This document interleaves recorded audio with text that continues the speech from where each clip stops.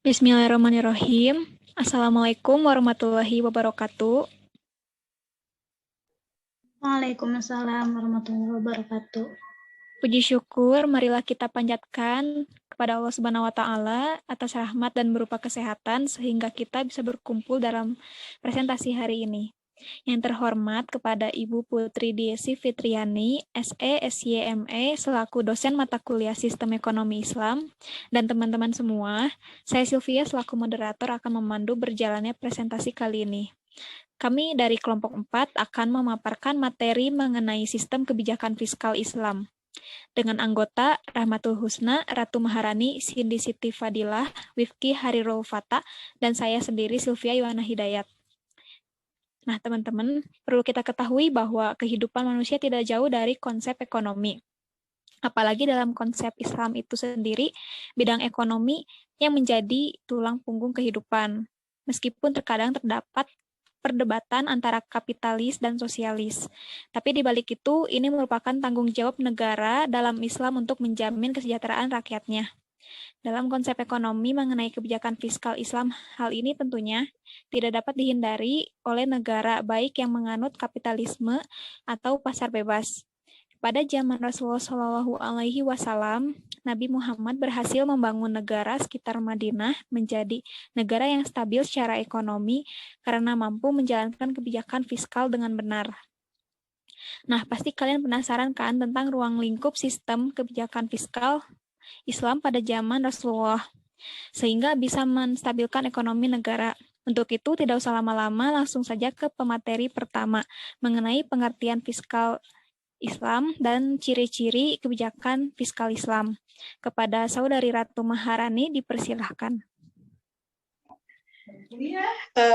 Baik, terima kasih kepada moderator.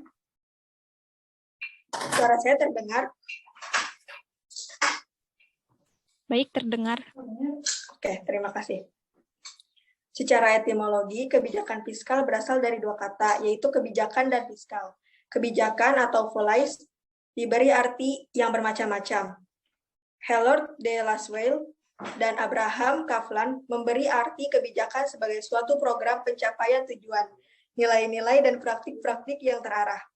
Seorang ahli, James Anderson, merumuskan kebijakan adalah sebagai perilaku dari sejumlah aktor, pejabat, kelompok, instansi pemerintah, atau serangkaian aktor dalam suatu bidang kegiatan tertentu. Fiskal berhubungan dengan soal-soal finansial fiskal, yaitu yang pertama berhubungan dengan soal-soal finansial. Pada waktu ini, istilah fiskal digunakan dalam arti khusus yang berlawanan dengan istilah moneter. Fiskal berhubungan dengan vice, yaitu aspek finansial pemerintah, sedangkan fiskal policy, kebijakan fiskal adalah suatu instrumen manajemen permintaan, main manajemen, yang berusaha mempengaruhi tingkat aktivitas ekonomi melalui pengendalian pajak atau taxation dan pengeluaran pemerintah atau government expenditure. Secara etimologi, menurut Mustafa Edwin Nasution dan lain-lain, dalam ekonomi konvensional, kebijakan fiskal dapat diartikan sebagai langkah pemerintah untuk membuat perubahan-perubahan dalam sistem pajak atau dalam pembelanjaan. Dalam konsep makro disebut dengan government expenditure. Menurut Eko Suprayitno, kebijakan fiskal adalah kebijakan yang diambil pemerintah untuk membelanjakan pendapatannya dalam merealisasikan tujuan-tujuan ekonomi. Menurut Rekso Prayitno, kebijakan fiskal atau yang sering kita sebut sebagai politik fiskal, fiscal policy, bisa diartikan sebagai tindakan yang diambil oleh pemerintah dalam bidang anggaran belanja negara dengan maksud untuk mempengaruhi jalannya perekonomian. Anggaran belanja negara terdiri dari penerimaan dan pengeluaran. Yang kedua yaitu terkait dengan ciri-ciri. Adapun ciri-ciri kebijakan fiskal dalam ekonomi Islam, yang pertama, pengeluaran negara dilakukan berdasarkan pendapatan, sehingga jarang terjadi defisit anggaran. Yang kedua, sistem pajak proporsional. Pajak dalam ekonomi Islam dibebankan berdasarkan tingkat produktivitas. Misalnya khoroj, besarnya pajak ditentukan berdasarkan tingkat kesuburan tanah, metode irigasi, maupun jenis tanaman. Yang ketiga, perhitungan zakat berdasarkan hasil keuntungan bukan pada jumlah barang. Misalnya zakat perdagangan yang dikeluarkan zakatnya adalah hasil keuntungan sehingga tidak ada pembebanan terhadap biaya produksi. Mungkin hanya itu yang dapat saya sampaikan. Saya kembalikan kepada moderator.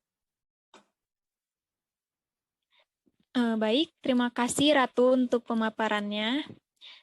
Selanjutnya materi mengenai instrumen kebijakan fiskal, Islam, dan sumber pemasukan negara yang akan dipaparkan oleh Saudari Cindy. Dipersilahkan. Baik, terima kasih kepada moderator. Di sini saya akan menjelaskan sedikit tentang instrumen kebijakan fiskal pada masa Rasulullah SAW.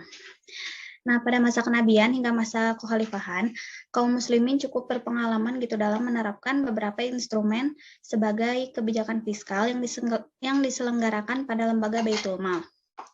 Sejarah Islam telah mencatat bagaimana perkembangan peran kebijakan fiskal dalam sistem ekonomi Islam, mulai dari zaman awal Islam sampai kepada puncak kejayaan Islam pada zaman pertengahan. Dalam perspektif ekonomi Islam, kebijakan fiskal memiliki dua instrumen. Yang pertama ada kebijakan pendapatan yang tercermin dalam kebijakan pajak. Nah, yang kedua ada kebijakan belanja atau pengeluaran. Kedua instrumen tersebut akan terlihat dalam anggaran belanja negara. Instrumen kebijakan pendapatan atau sumber penerimaan negara terdiri dari zakat, kharaj, usyur, jizyah, lalu ada ghanimah, khums, fai, kafarat, dan lain-lainnya yang bersumber dari usaha yang halal. Nah, pemungutan zakat, kharaj, jizyah, dan berbagai sumber pendapatan negara lainnya itu mempunyai dasar sesuai dengan ajaran Islam.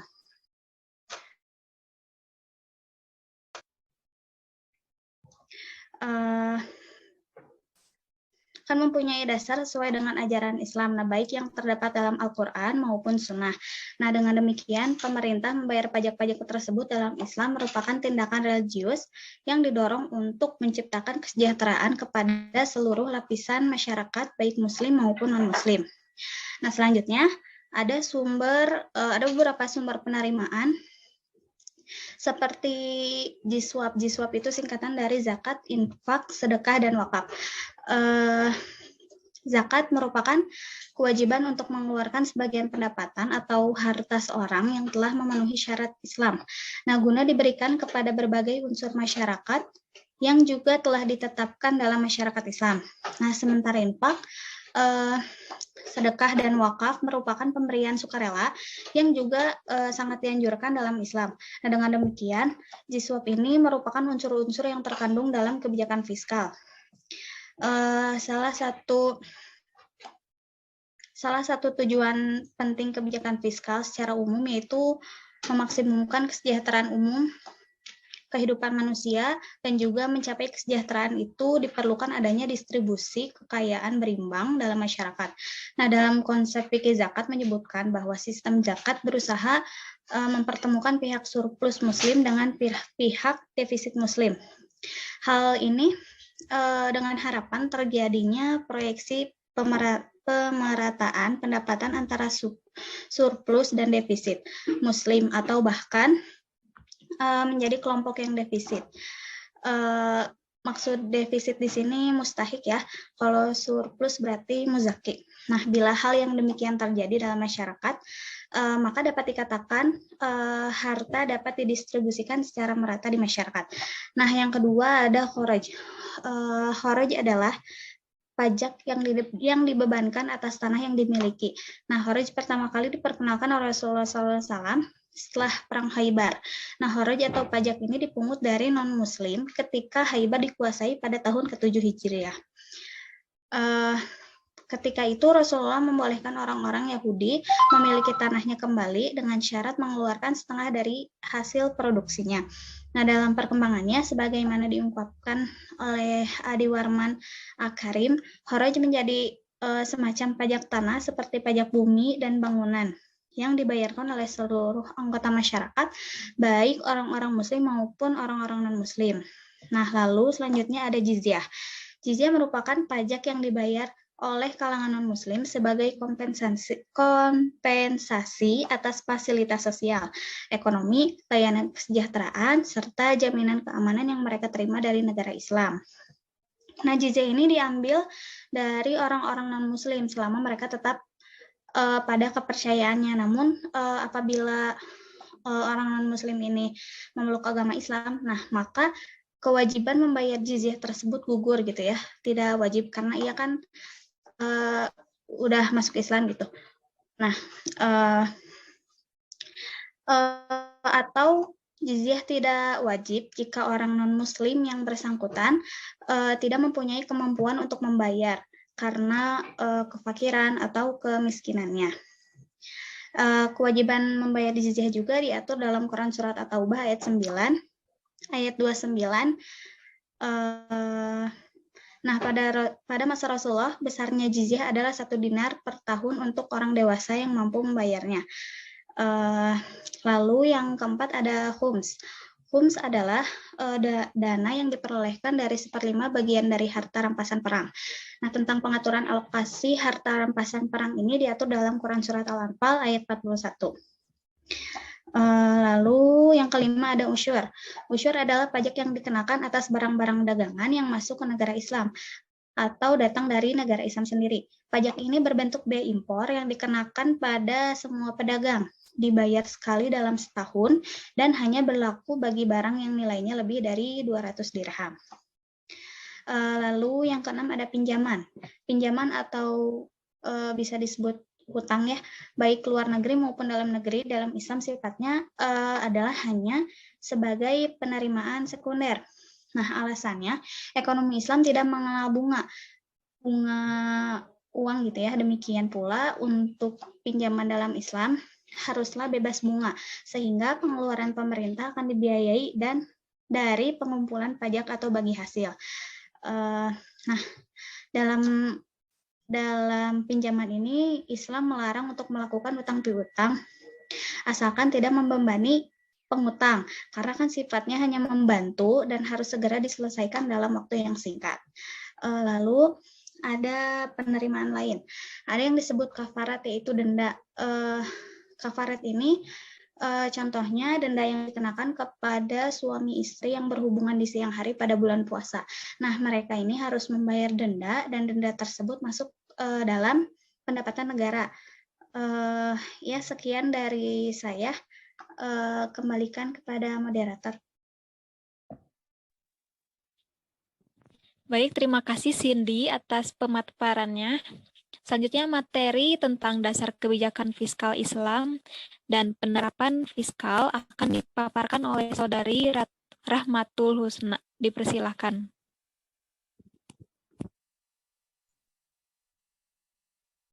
Baik, bismillahirrahmanirrahim. Selanjutnya, saya akan menjelaskan materi yang pertama itu dasar kebijakan fiskal Islam. Dasar kebijakan fiskal Islam menyangkut kepada penentuan subjek dan objek kewajiban membayar kharaj, zakat, urs, jizyah, dan kafarat, termasuk penentuan batas minimal terkena kewajiban nisab. Umur objek terkena wajib atau haul dalam tarifnya. Menurut M. Manan, kebijakan fiskal bertujuan untuk mengembangkan status masyarakat yang didasarkan atas distribusi kekayaan yang berimbang dengan menentukan nilai-nilai material dan spiritual pada tingkat yang sama. Notonegoro membagi nilai menjadi yang pertama yaitu nilai material, yang merupakan nilai yang berguna bagi jasmani manusia, contohnya makanan, minuman, pakaian, tempat tinggal, atau lebih dikenal sebagai sandang, papan, dan pangan. Yang kedua yaitu nilai spiritual, merupakan nilai yang berguna bagi rohani manusia.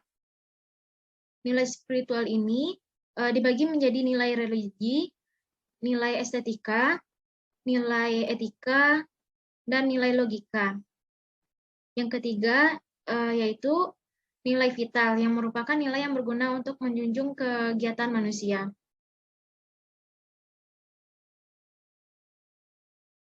Selanjutnya, zakat merupakan ibadah wajib untuk umat Islam. Maka menghitung berapa besar zakat yang harus dibayar dapat dilakukan sendiri dengan penuh kesadaran iman dan takwa. Begitulah Rasulullah meletakkan dasar-dasar kebijakan fiskal yang berlandaskan keadilan sejak pada masa awal pemerintahan. Selanjutnya, yaitu penerapan fiskal Islam pada masa Rasulullah. Pada zaman Nabi, menegaskan bahwa kebijakan moneter Islam adalah kebijakan moneter publik yang mengacu pada prinsip-prinsip penyelenggaraan negara untuk kemaslahatan umat. Semua warga negara seperti suatu keluarga besar. Berbagai bentuk kebijakan fiskal Nabi yang berkaitan dengan keuangan mewakili prinsip-prinsip pengeluaran publik dalam konteks politik, ekonomi, dan sosial pada saat itu. Sebagai agama Islam, memenuhi misinya untuk mensejahterakan baik di dalam maupun di luar umat manusia.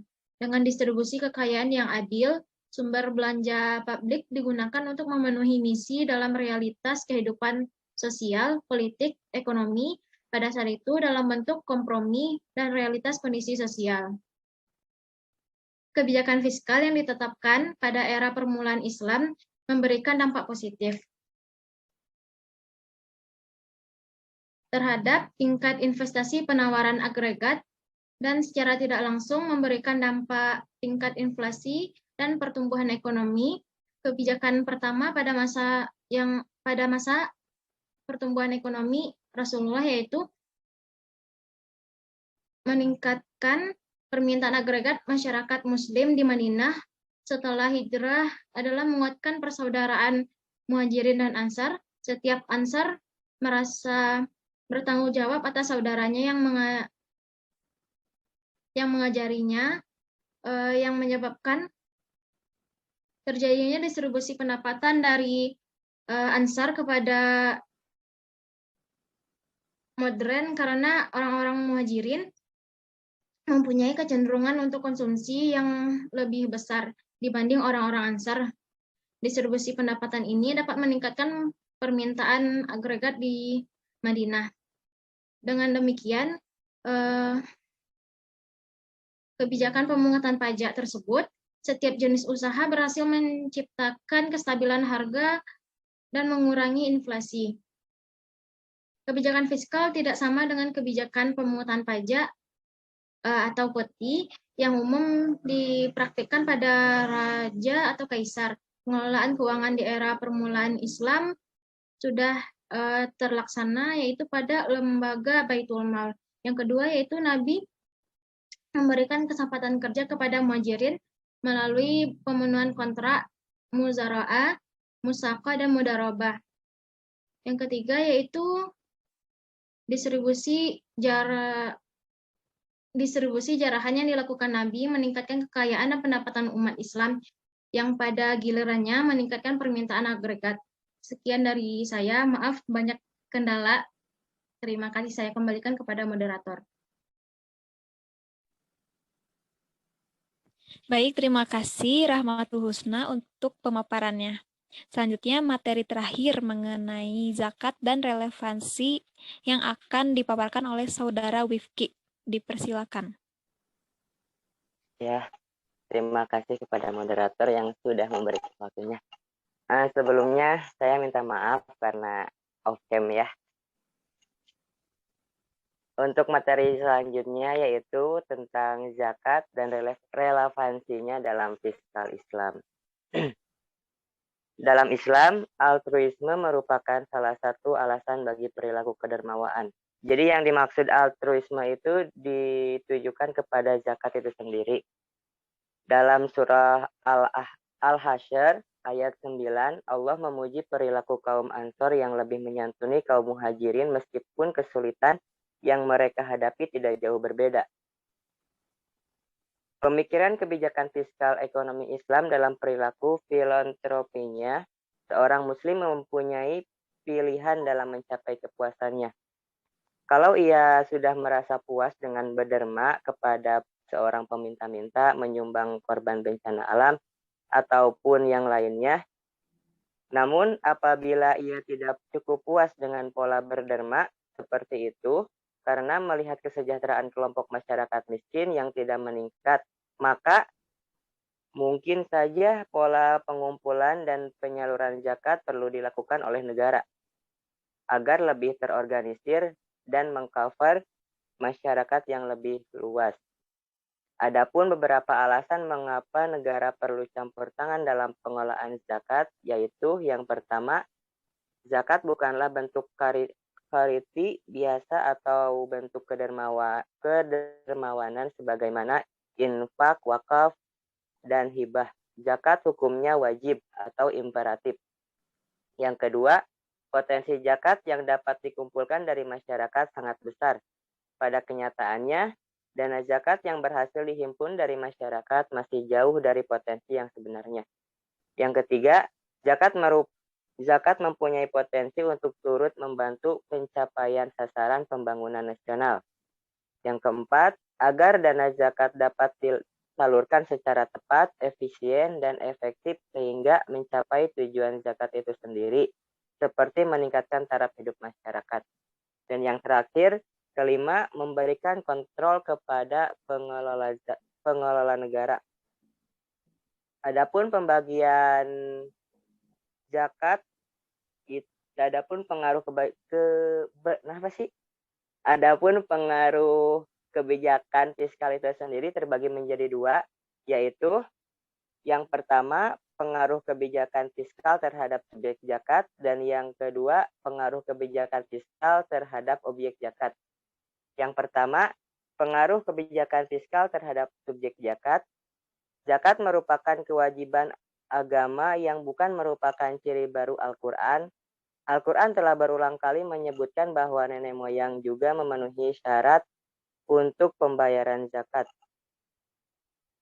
Untuk hal ini, para ulama fikih sepakat bahwa zakat hanya diwajibkan kepada seorang muslim dewasa yang waras, merdeka, dan memiliki kekayaan dalam jumlah tertentu dengan syarat-syarat tertentu pula.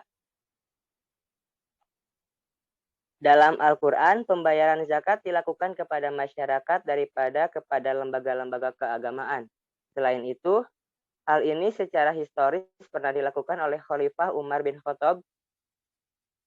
Ketika itu Umar memutuskan untuk menjauhkan jizyah dari mereka, tetapi mereka memprotes. Akhirnya Umar memerintahkan pengumpulan zakat dengan menggandakan jumlah zakat yang dibayarkan. Oleh karena itu, jika mereka ditimpa zakat, sebenarnya mereka hanya diganggu oleh sesuatu yang telah ditentukan oleh agama mereka sejak awal.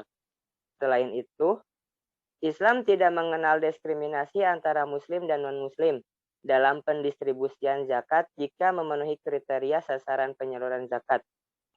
Subjek zakat yang berupa orang perorangan, zakat juga dapat dikenai pajak badan hukum atau korporasi dan pajak.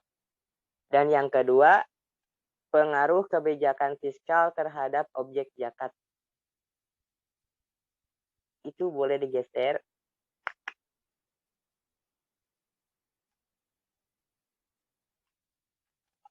Mengenai barang-barang yang dicakup oleh zakat, Nabi Muhammad SAW telah menetapkan bahwa zakat akan dikenakan pada jiwa dan semua jenis harta milik masyarakat yang dikenakan zakat. Zakat jiwa disebut zakat macan dan zakat harta disebut zakat maru. Padahal ada beberapa jenis kekayaan yang disebutkan dalam Al-Quran dan diperingatkan terhadap pembayaran zakat, yaitu emas dan perak, Quran surah ke-9 ayat 34, biji-bijian dan buah-buahan, Quran surah ke-6 ayat 141, dan prestasi, Quran surah ke-2 ayat 276, barang-barang yang ditambang dari perut bumi, Quran surah ke-6 ayat 141. Selain jenis-jenis kekayaan tersebut di atas, Al-Quran merumuskan rumusan yang sangat umum, yaitu kata harta atau amwal yang diamanatkan oleh zakat. Menurut mazhab Hanafi, kekayaan adalah segala sesuatu yang dapat dimiliki dan digunakan menurut adat. Kekayaan seperti tanah, ternak, peralatan dan uang adalah bagian darinya dan benar-benar dapat digunakan.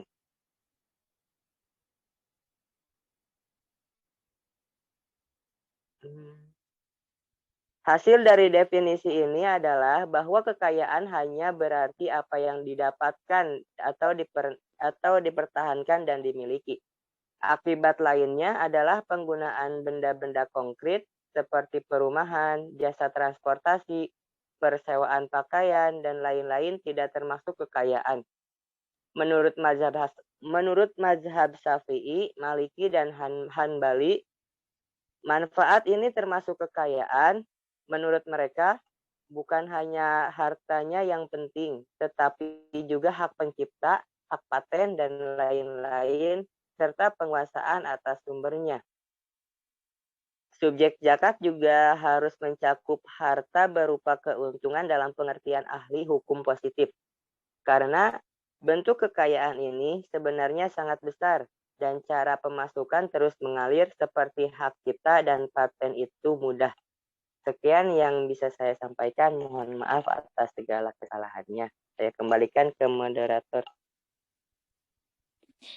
Baik, terima kasih kepada Wifki dan para pemateri yang sudah memaparkan materinya dengan sangat baik. Dan terima kasih juga kepada teman-teman yang sudah menyimak. Saya akan menyimpulkan sedikit materi mengenai sistem kebijakan fiskal Islam. Jadi, kebijakan fiskal Islam merupakan salah satu alat untuk mencapai tujuan syariah untuk meningkatkan kesejahteraan dengan tetap menjaga keimanan, kehidupan, kecerdasan, kekayaan, dan kepemilikan. Kebijakan fiskal memegang peranan yang sangat penting dalam menunjang kestabilan ekonomi suatu negara. Peranannya tidak hanya sekedar untuk kelancaran pembelanjaan negara saja, tetapi memiliki dampak yang terkait dengan aktivitas ekonomi secara makro di suatu negara.